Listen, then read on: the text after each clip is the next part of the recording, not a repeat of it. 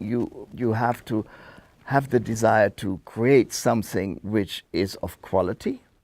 May it be cooking a meal, or may it weaving a piece, or building a camp, or playing a piano, or entertaining friends, or it is always there's a higher goal. There's a higher goal, and there's a striving towards a greater perfection.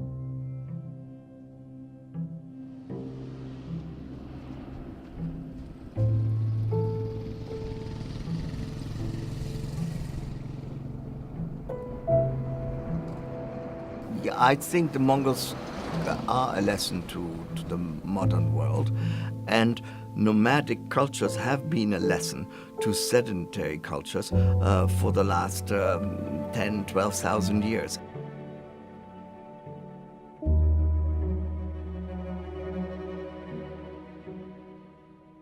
We have to preserve this nomadic culture because it's really giving a contribution to the rest of the world by showing another form of living, or another possibility of attempting to live harmoniously with nature. It is very nice to be in a space where you see the Milky Way at night above you. Millions of stars.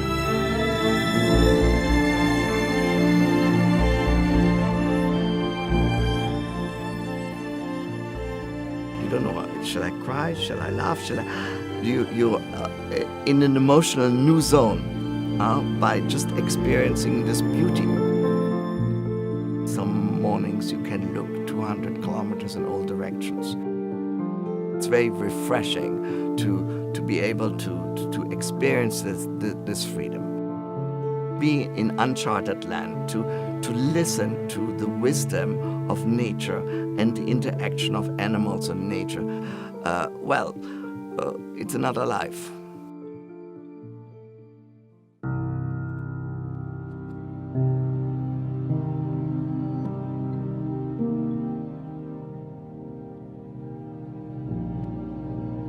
You know, what makes the great conservationists on this earth? They're people that fall in love with something and are moved to protect it, just as you are when you have a child. You are motivated to protect something. And Christopher, in marrying a Mongol and in having 3 children that share this space and time, he's been moved to protect it. I love people that are curious about what sits on the other side of the horizon. It's the common thread in the stories that I have pursued as a journalist. They are people that look outwards from themselves, and they want to know what sits beyond their known world. Christopher Gierke is a man lost in time. He's everything that has ever intrigued me about Central Asia. He encapsulates it all, perfecting every single detail he touches. The first morning I woke up at this camp, I saw the leather knots in the wooden lattice work that holds the ger together. And behind that I saw this quality linen. Behind that I saw felt. And then I saw the hand-painted spokes to the roof of the ger in oranges and blues. And I was like, I'm with Christopher Gierke. Everything he does is, at the end, it's artistic, it's beautiful. I think his legacy is that generosity of spirit. You know, in the last place on earth you'd expect to find it.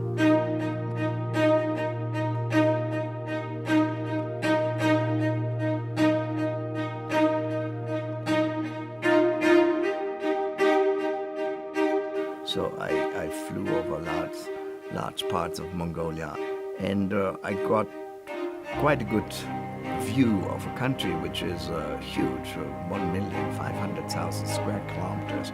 This is as much as Western Europe united together, and only 3 million people.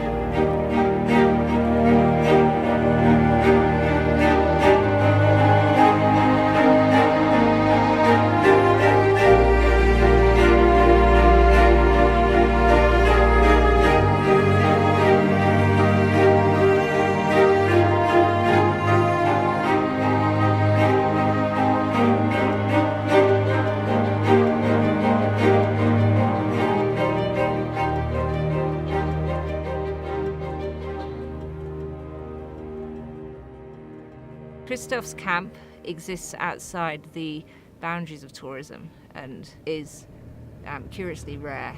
It's about 8 hours drive from Ulaanbaatar, which is the capital city of Mongolia.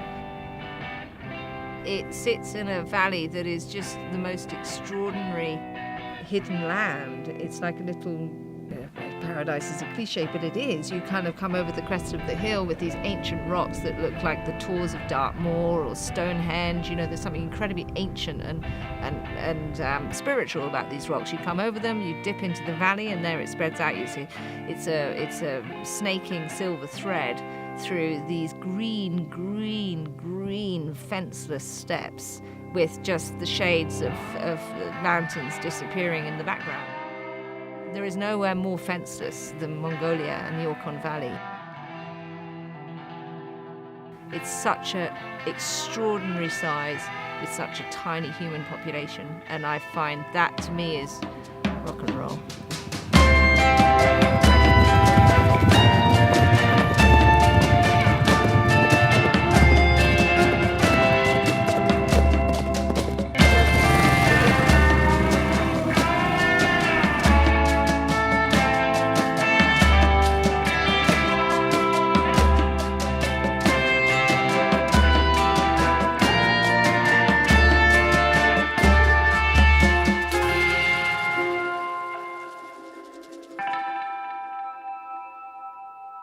Christopher Gierke I first heard about when I was working in Nepal on a story, and his reputation intrigued me. He had been a film director in his previous life.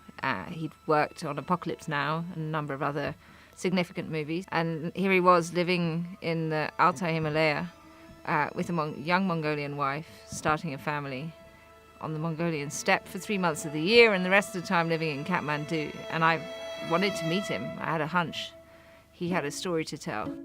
He sat outside of any convention. He's amusing and he's unusual, and he's completely out of place.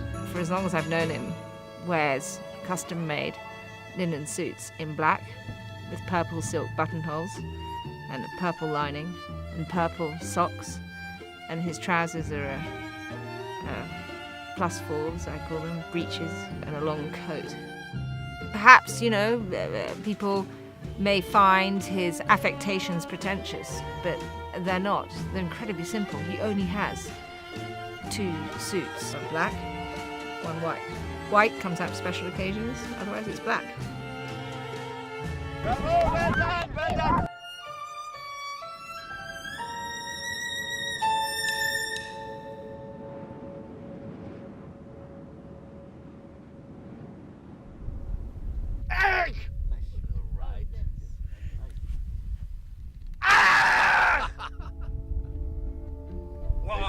Almost. Oh, Christoph, just like that. Well, I'm quite good. Drinks on the terrace at 8:30. Not 8:45, not 8:50, but 8:30.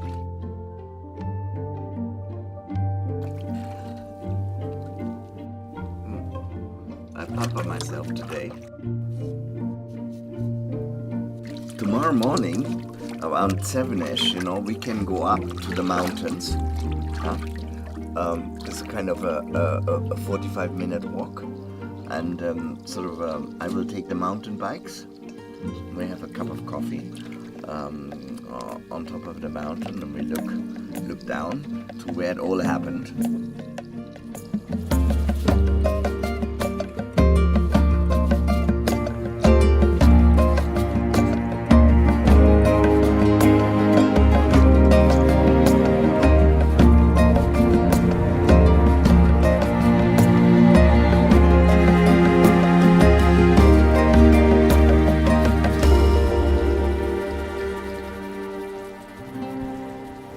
How about a cup of coffee? I have a weather flower here. I'm watching this plant for maybe 10 years. So at the beginning of August, you may have a dozen of little bells here, and then they go one by one, and more or less you can see when the first frost is coming. And actually it was quite correct. We had the first snow 6-7 days ago. Making films made the first contact for me here, but I realized that Mongolia is producing cashmere. I like cashmere, and I liked what one could do with cashmere. So I became a precious wool hunter.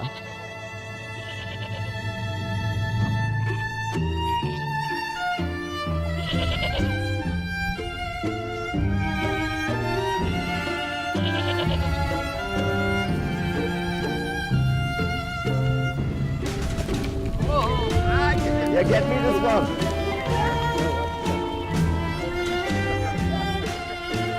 Yes.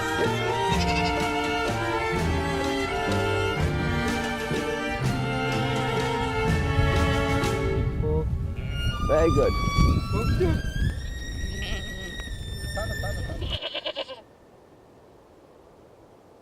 I think it's very exciting to work with the herders and to work with the wool and to know where the wool comes from and to know that the herders are treating the herds nicely, to know that the herds are combed, and some of it you can't rush. You have to let it grow like everything else is growing around you. I think our quality of life comes from that. We do things by hand, and that we do things in a time frame which is in a way dictated also to us by nature. If you cut a tree and immediately make something out of it, the next year the beams will be bent in a certain way because they're not dried properly. Whatever time it takes and whatever high skill it needs to be transformed to make that, that's the pleasure of transformation. You know, Mongolia is not a rich country. It's needed capitalism. It's needed relevance on a world stage. How does Mongolia now present itself to the world? It can't do it with volume. It can't. It doesn't have the human population to pull that off. The only way it can make itself relevant is through quality. The best cashmere, the best vodka, small numbers, doing something really, really well. And I think Christopher has understood that, and that's why he's an extraordinary ambassador for Mongolia, and the irony is he's a German.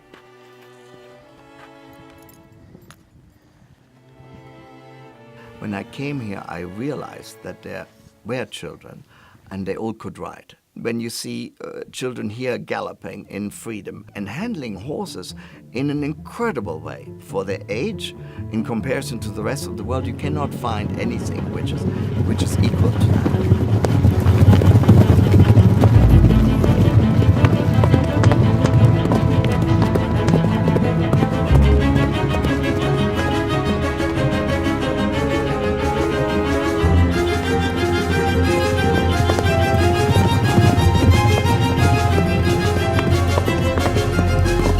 I also realized that their career with the horse was over once they were too heavy for the horses. And then very often their riding career was forgotten. Maybe they were lucky enough to stay in the countryside, but very often many of those children end up in the towns, and they were stars in their early childhood or in their childhood, and they come to town and they're the dumb people from the countryside. So I think this is heartbreaking. So I thought the nomadic people, the horse riding people, should concentrate on other activities with the horse. So I think polo was a great possibility. You have the aspect of being a team. I thought that is a very important lesson for the Mongols to learn. The countryside people have very little experience to be a team. The sports they do, like horse racing or wrestling, this is one against the other, you know, it's alone. Polo is a team sport. Polo needs a captain. Polo needs a strategy. Polo needs a plan to win a game. Judgment of your opponent's ability to organize his or her team. So I thought from a psychological and from a cultural point of view, it's very important that the Mongols join the international polo community.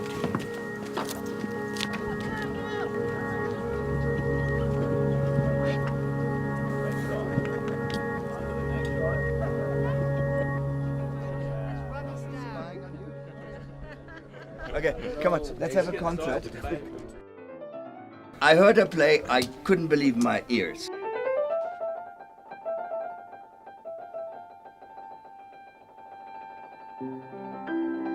She can play everything. Literally all the key musical pieces she has in her head. I called up the Italian ambassador and he said to me, Christopher, stop drinking. I told him there's a genius in our camp.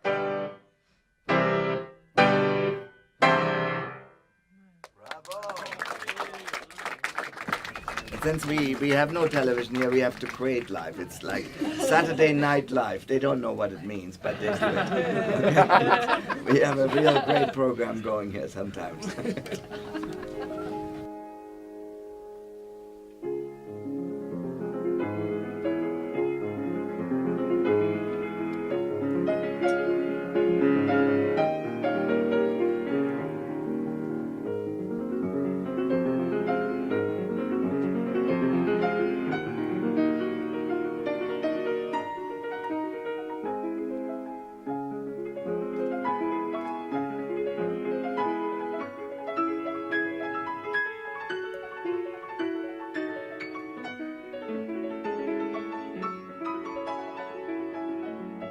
Philanthropy has very grand connections in North America and Europe as sort of foundations and all the rest of it. Christopher's is much simpler, much more straight to the source than that, and I love it. It's not wrapped up in red tape, it is what it is. He brings people here, they have money, they give, and it directly affects the lives of individuals, and a large number of individuals. I think he's now in 21 schools in the area where he's doing winter polo training on the back of a wooden horse in a sports hall. He's paying for that, and he's getting his friends to pay for it whenever he can get them to commit and engage.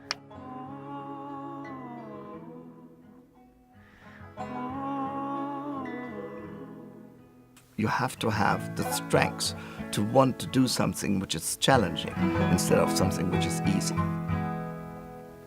I would advise young people to make something you believe in and then make it right. So this is something which grows slowly. It takes 10 years, 20 years before we see some of the results. And we have to be patient with that, and we have to be loving.